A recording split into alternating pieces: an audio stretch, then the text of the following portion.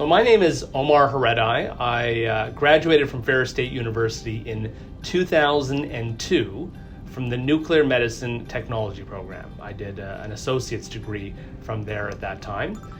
While I was at Ferris State University, I also took some courses in healthcare systems administration. And so after graduating from Ferris State University, I continued my studies in health management, completed a degree in that area, worked in that field for some time, started doing a few more educational pursuits, and ultimately ended up being a lawyer. And so that's what I've been doing for over the past decade. Quite a different shift from nuclear medicine technology, but I'm very happy in terms of what I'm doing now. I'm the executive director of the Durham Community Legal Clinic. So we're a local community legal clinic that provides free legal services to low-income and historically marginalized populations. So it's a very, very much of the type of dream job, in that we're helping the people who need the help the most.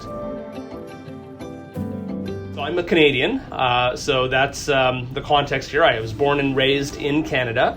I think the thing about going to school in a college town in a rural area is that you have that opportunity to, yes, focus on your studies and not get pulled away in many different directions in your hometown. I think that was very important for me. But at the same time, then, what you're forced to do, whether you like it or not, is to build a sense of community. And that's what Big Rapids is. It's very much of a college town with a community feel. And I think that has still been a very significant part about my sense of Ferris State University. There was a number of clubs that I joined. I think one of the highlights is the Capoeira Club at Ferris State University. And Capoeira is a Brazilian folk dance / martial arts.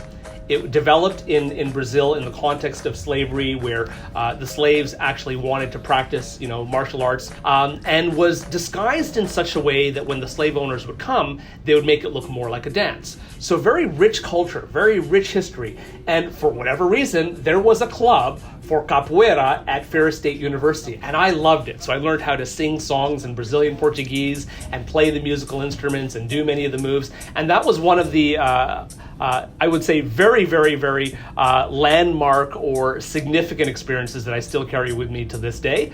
I have a young child, and with the lullabies that I sing to him are those Portuguese Brazilian capoeira songs that I learned at Ferris State University over 20 years ago.